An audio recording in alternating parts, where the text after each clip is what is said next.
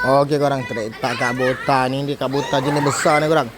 Yang kat buah dari bot bot tu dia bawa bim berbuah lah. Biasa memang tempat ni tempat yang biasa dia ambil lah. Tapi jalan ni dah rosak lah korang. Kita tengok dia boleh jalan ke tak. Dia dah pakai double lah. Sikit lagi dia angkat tu.